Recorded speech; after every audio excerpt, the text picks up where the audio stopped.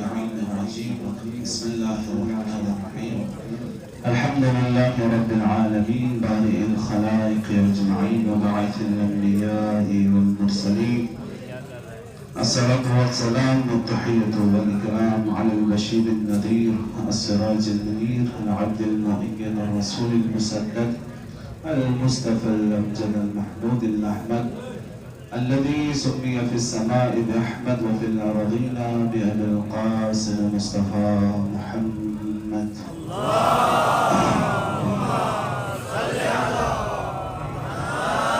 محمد وعلى أهل بيته الطيبين الطاهرين المعصومين المنتخبين المظلومين الميامين الذين قال الله تعالى في شأنهم إنما يريد الله ليذهب عنكم الرجس أهل البيت ويطهركم تطهيرا.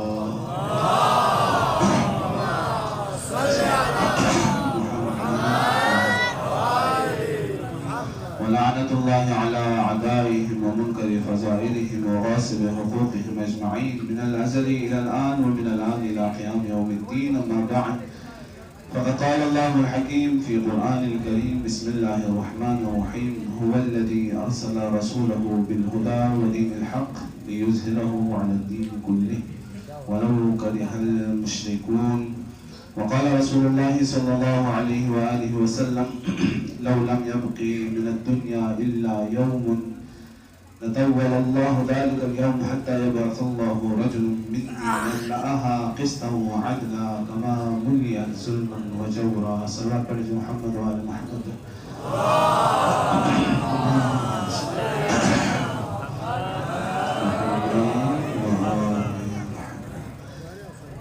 اس میں بھی نظر آنے لگا شرک یا بدعت، اس میں بھی نظر آنے لگا شرک یا بدعت.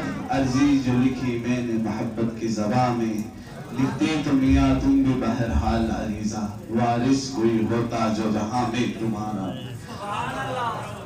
عزیزوں، مومنین کرام، مومنات کرام، سب سے پہلے آپ تمام کی خدمت میں اور بالخصوص خود پردے غیبت میں موجود حجت دوران کی خدمت میں امید مظلومین جہان، نجات دہندے عالم بشریت، جانشین رسول، دلبند علی و بطول، امام مہدی عجل اللہ تعالی فرجہ الشریف کی ولادت باسعادت کی مناسبت سے ہدیہ تبریک عرض کرتا ہوں. یقیناً مہدویت وہ ایک عقیدہ ہے جس کا حامل نہ فقط مسلمان ہیں، نہ فقط مومنین ہیں، بلکہ دنیا میں جتنے بھی مذاہب ہیں وہ سب یہ سب کسی نہ کسی صورت میں کسی نہ کسی نجات دہندہ کے منتظر ہیں. جب بھی کہیں پر ظلم ہوتا ہے تو انسان کے ضمیر سے یہ آواز بلند ہوتی ہے کہ ہمیں پریشان ہونے کی ضرورت نہیں، یقیناً اس ظلم کا بدلہ لینے والا بھی آئے گا.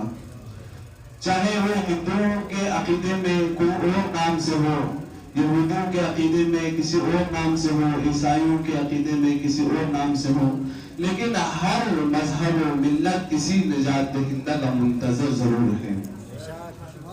ایک ہندو شاعر جب دنیا میں دیکھتا ہے تو وہ اپنے عقیدت کا اظہار ان الفاظ کے ساتھ کرتا ہے کہ میرا حسین ابھی کربلا نہیں پہنچا.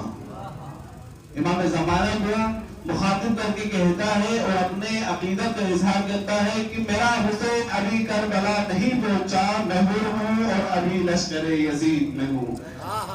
یعنی اس کو بھی معلوم ہے کہ حسین نے آنا ہے، اس حسین کے انتظار میں کہتا ہے کہ میرا حسین آئے گا تو میں بھی ہر کی طرح لشکر حسین میں شامل ہو جاؤں گا. لیکن اس زمانے میں کوئی حسین موجود نہیں ہے، لیکن ایک حسین نے آنا ہے. اس کے انتظار میں لشکر یزید میں بیٹھ کر اس حسین کا انتظار کر رہا ہوں. اور یہ عقیدہ واضح عقیدوں میں سے ایک ایسا عقیدہ ہے جس کو جھٹلایا نہیں جا سکتا. خود عبداللہ ابن عمر کی ایک روایت جو صحیح مسلم میں وارد ہوئی ہے، وہ کہتے ہیں کسی کسی شخص کے پاس گئے اور کہا کہ تم نے فلاں شخص کی بیعت کیوں توڑی ہے؟ میں اس شخص کا نام بھی نہیں لینا چاہ رہا کہ اس کی بیعت بھی اس قدر ضروری ہے کہ تمہیں نہیں توڑنا چاہیے تھا۔ اس نے سوال کیا کیوں؟ تو خلیفہ دوم کے بیٹے عبداللہ ابن عمر کہتے ہیں کیونکہ میں نے رسول اللہ صلی اللہ علیہ وآلہ وسلم سے سنا ہے من مات ولیس فی عنقہ بیعۃ مات میتۃ جاہلیہ، کوئی شخص اگر مرا اور اس کی گردن پر کسی کی بیعت نہ ہوئی وہ جاہلیت کے موت مرا۔ یعنی اس حدیث کی بنیاد پر تمہارے لیے ضروری ہے کہ جس کی بیعت تمام اہل مدینہ نے توڑا ہے، فرزند رسول امام حسین علیہ السلام نے جس کا انکار کر دیا اس کی بھی بیعت تم پر ضروری ہے۔ یعنی ایک صحابی پیغمبر اگر بیعت کو قدر ضروری سمجھ رہا ہے تو یقیناً کوئی نہ کوئی وجہ ہے۔ اس کو غلط رنگ دینا، کسی غلط شخص کو اس حدیث کا مصداق سمجھ دینا وہ اشتباہ ہو سکتا ہے، لیکن رسول اللہ صلی اللہ علیہ وآلہ وسلم کی حدیث اپنے مقام پر باقی ہے، ثابت ہے، اس کا رد ممکن نہیں ہے۔ رسول اللہ صلی اللہ علیہ وآلہ وسلم کیا فرماتے ہیں؟ من مات، جو بھی مرا، اور پیغمبر خدا نے کسی زمانے کی قید نہیں لگائی کہ میرے بعد فقط 30 برس کے اندر جو مرا اور اس کی گردن پر بیعت نہ ہوئی وہ جاہلیت کی موت مرا، نہیں، کوئی قید نہیں ہے، عمومی تذکرہ ہے۔ پیغمبر خدا نے فرمایا تاخر میں قیامت من مات، جو بھی مرا ولیس فی عنقہ بیعۃ مات میتۃ جاہلیہ، کسی کی بیعت میں نہ ہوا تو وہ جاہلیت کی موت مرا۔ جاہلیت کیا ہے؟ جاہلیت وہ زمانہ ہے جو رسول اسلام کی آمد سے پہلے کا زمانہ تھا۔ یعنی اگر کوئی شخص کسی کی بیعت کے بغیر اس دنیا سے جاتا ہے گویا ایسا ہے کہ اسلام کی آمد سے پہلے وہ اس دنیا سے چلا گیا ہے، اس کا اسلام سے کوئی تعلق نہیں ہے، وہ کفر کی موت مرا ہے۔ میرے عزیزوں، تمام مسلمانوں کو مخاطب کر کے ہم یہ عرض کرتے ہیں، ہم یہ گزارش کرتے ہیں، ذرا لمحہ فکریہ دینا چاہتے ہیں، آپ غور کیجئے صحیح مسلم کی اس حدیث میں جو رسول اللہ صلی اللہ علیہ وآلہ وسلم جیسے سابق اللہجہ پیغمبر خدا کی حدیث لہجہ اقدس سے نکلا ہوا جملہ ہے۔ پیغمبر خدا نے فرمایا جو بھی بیعت کے بغیر مرا وہ کفر کی موت مرا۔ آج کا مسلمان خود کو سوال کرے کہ آج کے دور میں کون ہے جس کی بیعت میری گردن پر ہے؟ اگر آپ کہتے ہیں کہ رسول اللہ کی بیعت ہمارے گردن پر ہے تو صحابی پیغمبر بعد از پیغمبر خدا کسی اور شخص کی بیعت کے لیے یہ جملہ کہہ رہا ہے کہ اس کی بیعت نہ ہوئی تو جاہلیت کی موت مرو گے۔ آیا آپ اس بات کو تسلیم کرتے ہیں کہ اس زمانے میں آپ کی ریاست کا جو سربراہ ہے اس کی بیعت ایسی اہمیت کی حامل ہے کہ اگر اس کی بیعت میں نہ رہے تو آپ کفر کی موت مریں گے؟ کوئی بھی شخص ایسا نہیں ہے جو یہ بات تسلیم کرے کہ آج کے حاکم کی بیعت نہ کرو گے تو کافر مرو گے۔ کوئی اس کو ضروری نہیں سمجھتا۔ تو معلوم ہوتا ہے کہ کوئی نہ کوئی ایسا ہونا ضروری ہے۔ اور کتب صحاح ستہ میں اور فرقین یعنی ہم اہل سنت اور اہل تشیع دونوں کی کتابوں میں یہ روایت ان الفاظ کے ساتھ بھی ملتی ہے کہ من ماتا وَلَمْ يَعْرِفْ إِمَامَ زَمَانِهِ مَاتَ مِيتَةً جَاهِلِيَّةً، جو شخص مرا اور اپنے زمانے کے امام کی معرفت نہ ہوئی وہ جاہلیت کی موت مرا۔ برائے ظہور تعجیل امام زمانہ علیہ السلام بآواز بلند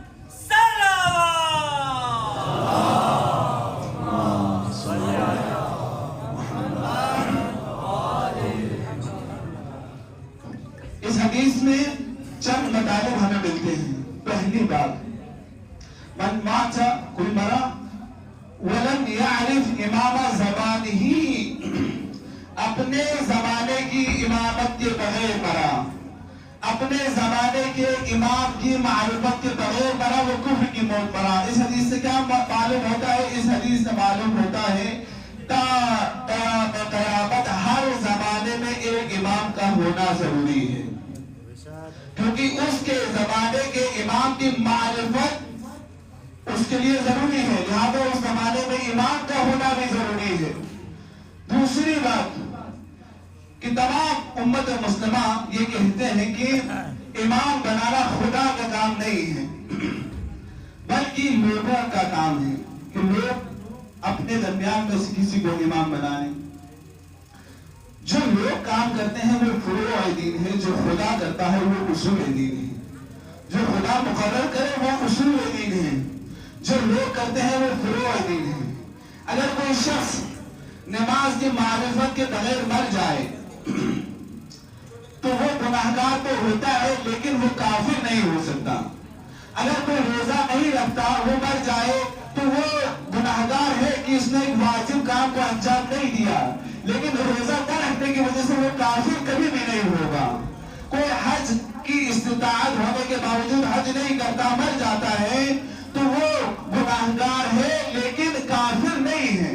لیکن پیغمبر خدا نے اس حدیث میں یہ ارشاد فرمایا من مات ولم يعرف امام زمانه مات میتۃ جاہلیہ، جو شخص مرا اور اپنے زمانے کے امام کی معرفت نہ ہوئی وہ کافر مرا۔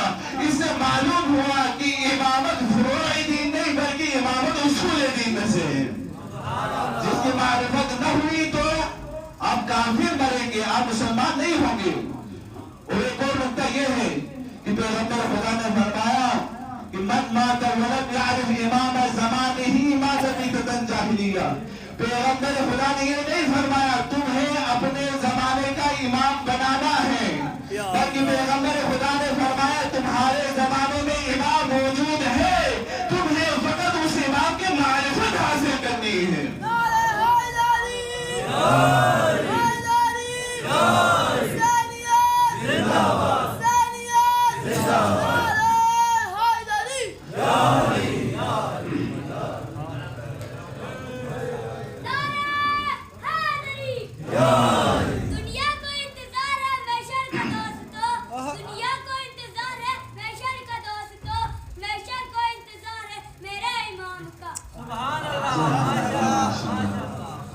یعنی امامت اصول دین میں سے ہے، جس کے بغیر اگر انسان اس دنیا سے چلا جائے تو وہ مسلمان نہیں ہو سکتا۔ اور جب یہ ثابت ہو گیا کہ امامت اصول دین میں سے ہے تو پھر لازمی ہے کہ اس بات کو بھی تسلیم کیا جائے کہ امام بنانا خدا کا کام ہے، بندوں کا کام نہیں ہے۔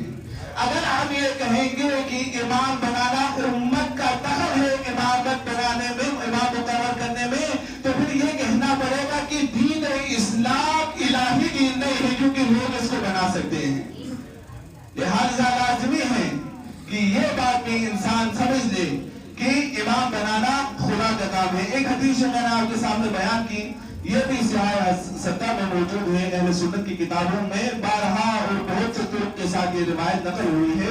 پیغمبر خدا صلی اللہ علیہ وآلہ وسلم فرماتے ہیں لو لم یبق من الدنیا الا یوم، اگر دنیا میں فقط ایک دن باقی رہ جائے، یعنی فقط ایک دن دنیا کا باقی رہ جائے، تب بھی لَتَوَّلَ اللَّهُ ذَلِكَ الْيَوْمَ حَتَّى يَبْعَثَ اللَّهُ رَجُلٌ مِّنِّي، اللہ تبارک و تعالیٰ اس دن کو اتنا طویل کر دے گا، اللہ تبارک و تعالیٰ میری ذریت میں سے ایک شخص کو مبعوث کرے گا، يَمْلَاهَا قِسْطًا وَعَدْلًا كَمَا مُلِئَتْ ظُلْمًا وَجَوْرًا، جیسی دنیا ظلم اور جور سے پر ہو چکی ہوگی، میرا بیٹا دنیا کو عدل و انصاف سے پر کر دے گا۔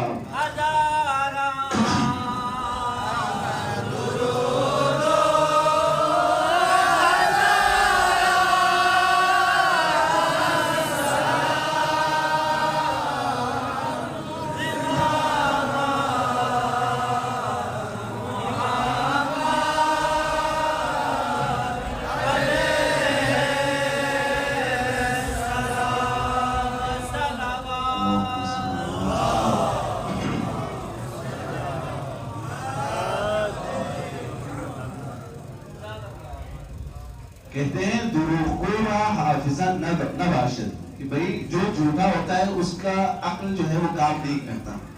یہ کتابوں میں یہ روایت نقل کی ہے لیکن نہیں انہیں معلوم ہوتا کہ یہ بات کہاں کہاں تک پہنچے گی۔ اس حدیث میں اگر ہم غور کریں تو ہمیں پتا چلے گا کہ پیغمبر خدا نے فرمایا کہ اگر ایک دن بھی باقی رہے تو آگے فرمایا حتی یبعث اللہ مبعوث کرے گا، یعنی اس فرقے کی امارت زمین بوس ہو کر رہ جاتی ہے جو کہتے تھے کہ امامت بنانا ہمارا کام ہے، خدا اور خدا کے رسول کا کام نہیں ہے، کیونکہ پیغمبر خدا نے فرمایا حتی یبعث اللہ مبعوث کرے گا رجل منی، جو میری ذریت میں سے ایک شخص ہوگا۔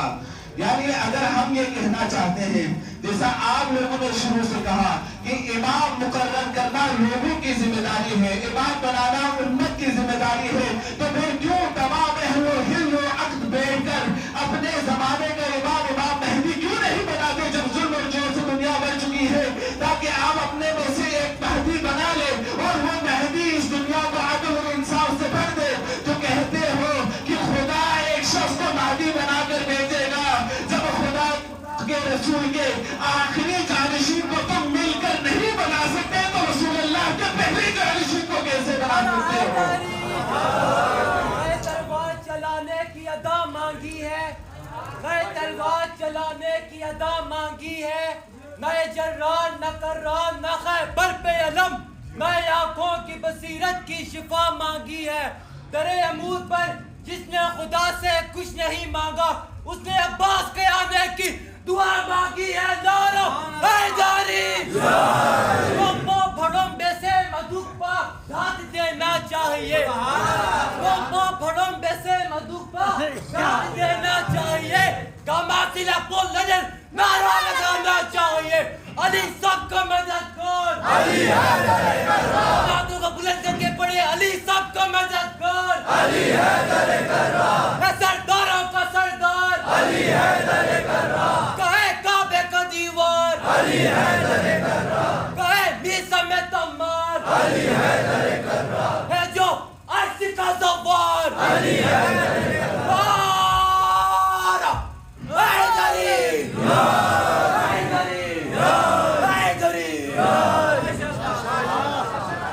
عقیدہ مہدویت ایک ایسا عقیدہ جس کا انکار ممکن نہیں ہے، یہ بدیہیات میں سے ہے، روشن کی طرح واضح ہے کہ عقیدہ مہدویت ثابت ہے۔ لیکن عزیزوں، جیسے عقیدہ مہدویت ضروری ہے ویسے ہی امام مہدی علیہ السلام کے لشکر کا سپاہی بننا بھی بہت ذمہ داریوں کا حامل ہے۔ ایک مشہور معروف عالم ہے علامہ مرزا حسین صابری صاحب، انہوں نے ایک بہترین شعر کہا ہے، کہتے ہیں کہ جب ہم نے کہا ہم تیرے لشکر کے سپاہی، مولا کے سپاہوں میں علمدار نہیں ہے، وہ آدمی لشکر میں میرے آ نہیں سکتا جو اپنے گناہوں پہ شرمسار نہیں۔ اگر ہم چاہتے ہیں کہ امام مہدی علیہ السلام کے لشکر کے سپاہی بنے، سب سے پہلے تو یہ 313 افراد جو کہتے ہیں کہ امام مہدی علیہ السلام کے فوج میں 313 افراد ہوں گے، یہ امام زمان علیہ السلام کا جو مقصد امامت ہے وہ پوری دنیا میں عدل و انصاف کو نافذ کرنا ہے۔ تو 313 جو لشکر کے جو تعداد روایات میں آئی، اس سے مراد سپاہی نہیں بلکہ 313 علمدار لشکر ہیں، رہنما لشکر ہیں، لیڈرز ہیں جو 313 ہیں، جس میں سے 50 خواتین کا تذکرہ ہے کہ 50 خواتین ہوں گے ان میں سے۔ تو اگر ہم ان میں سے بننا چاہتے ہیں تو ضروری ہے کہ ہم گناہوں کو خود میں سے نکالیں۔ کون سا بدبخت ہوگا، بدنصیب انسان ہوگا جو نہیں چاہتا کہ فرزند زہرا جب آئے تو یوسف زہرا کے لشکر میں صف اول کا مجاہد بن کر امام کی نصرت نہ کرے۔ ہم جو محرم میں گریہ کرتے ہیں کیوں کرتے ہیں؟ یا لیتنا کننا معکم فنفوز فوزا عظیما، اے میرے مولا حسین کاش ہماری بدنصیبی ہم کربلا میں ہوتے تو ہم آپ کی نصرت کرتے، ہم آپ پر آنچ نہ آنے دیتے، ہم اپنی جانیں آپ کے قدموں تلے جو خاک ہے اس پر نثار کر دیتے۔ یہ ہماری حسرت ہے۔ امام حسین علیہ السلام کے لیے اگر ہماری یہ حسرت ہے تو کیا آج کے حسین کے لیے ہماری یہ حسرت نہیں ہے؟ ہر مومن چاہتا ہے کہ امام زمان کے لشکر کا سپاہی بنے، امام زمان علیہ السلام کا ناصر و مددگار بنے۔ اگر ہم امام کے ناصر و مددگار بننا چاہتے ہیں تو سب سے پہلے ہمیں اپنے دلوں میں سے ان گناہوں کو، ان آلودگیوں کو دور کرنے کی ضرورت ہے جو ہمیں امام علیہ السلام کے لشکر کا سپاہی نہیں بننے دیتے۔ امام زمان علیہ السلام ہمیشہ ہمیں یاد کرتے رہتے ہیں۔ بہت سی روایات ہیں، ایک روایت آپ کے سامنے عرض کرتا ہوں کہ ابن طاووس نقل کرتے ہیں کہ ایک سحر کو امام زمان علیہ السلام کو یہ جملے ادا کرتے ہوئے سنا گیا کہ امام زمان علیہ السلام مصلی عبادت پہ ہیں اور خدا سے راز و نیاز کر رہے ہیں، مناجات کر رہے ہیں، اور کیا کرتے ہیں؟ پروردگارا ان شیعتنا خلقت من شعاع انوارنا۔ امام زمان خدا کو مخاطب کر کے کہتے ہیں پروردگارا ہمارے شعاع ہمارے انوار کے شعاعوں سے خلق کرتا ہے، وبقیت طینتنا، پروردگار ہمارے فاضل طینت سے ہمارے شیعوں کو خلق کیا گیا ہے، وقد فعلوا ذنوبا کثیرۃ، خدا میں نہیں کہتا کہ ہمارے شیعہ گناہوں سے پاک ہے، ہمارے شیعہ گناہ نہیں کرتے، وقد فعلوا ذنوبا کثیرۃ، پروردگارا ہمارے شیعوں سے بہت سے گناہ سرزد ہوئے ہیں، اتکالا علی حبنا و ولایتنا، لیکن خدایا ہمارے شیعوں سے جو گناہ ہوئے ہیں وہ ہمارے محبت اور ولایت کے سہارے پر ہوئے ہیں، ان کے لیے ہم سہارا تھے، انہوں نے سوچا کہ محمد و آل محمد ہماری شفاعت کریں گے، اس ذات کی وجہ سے ان سے گناہ سرزد ہوئے ہیں۔ فَإِنْ كَانَتْ ذُنُوبُهُمْ بَيْنَكَ وَبَيْنَهُمْ فَاصْفَحْ عَنْهُمْ فَقَدْ رَضِينَا، پروردگارا اگر ان کے گناہ تیرے اور ان کے درمیان ہیں، خدایا پروردگار فَاصْفَحْ عَنْهُمْ، انہیں معاف کر دے، فَقَدْ رَضِينَا، ہم ان سے راضی ہیں۔ امام زمان ہماری سفارش کر رہے ہیں، ہمیں یاد کر رہے ہیں، ہم کتنا امام زمانہ کو یاد کرتے ہیں۔ پھر دوسری دعا جو امام نے فرمایا ہے وَمَا كَانَ مِنْهَا فِيمَا بَيْنَهُمْ فَاصْلِحْ بَيْنَهُمْ، کہ اگر وہ گناہ ان کے آپس کے گناہ ہیں تو خدایا پروردگارا انہیں آپس میں صلح کرنے کی توفیق عطا فرما۔ اب اس دعا میں ہمیں وہ کرنے کی ضرورت ہے۔ امام نے خدا سے یہ نہیں فرمایا کہ یا خدا انہیں معاف کر دے، جو نہ امام یہ کہہ سکتے ہیں نہ خدا معاف کر سکتا ہے اگر آپس میں حقوق العباد ایک دوسرے کی گردنوں پر ہے۔ امام نے دعا کی خدا پروردگار انہیں توفیق دے کہ یہ آپس میں ایک دوسرے سے صلح کر لیں، آج کی رات کی عبادات میں سے اور آج کے رات کے اعمال میں سے ایک دوسرے کو معاف کرنا ہے۔ امام فرماتے ہیں کہ خدا پروردگار نے توفیق دے ایک دوسرے کے صلح کریں، ایک دوسرے کو معاف کریں۔ اب ہم سوال کرتے ہیں کیا امام کی دعا قبول نہ ہو؟ ایسا ممکن ہے؟ ایسا ممکن نہیں ہے۔ پھر کیوں جب ہم میں جھگڑا ہو جاتا ہے ہم ایک دوسرے سے صلح کرتے ہیں تو ہم ایک دوسرے کی معافی کو قبول نہیں کرتے؟ کیا امام کی دعا قبول نہیں ہوئی جبکہ امام نے کہا تو توفیق دے یہ صلح کرے، تو ہم صلح کیوں نہیں کر رہے؟ امام کی دعا قبول نہ ہو ایسا ممکن نہیں ہے۔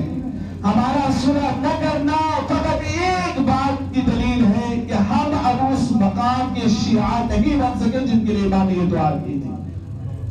ہم میں کمی ہے کہ ہم میں وہ لیاقت نہیں ہے، قدرت نہیں ہے، صلاحیت ہم نے پیدا نہیں کی، ہم میں وہ اعلیٰ ظرفی نہیں آئے گی ابھی تک ہم ایک دوسرے کو معاف کر سکیں۔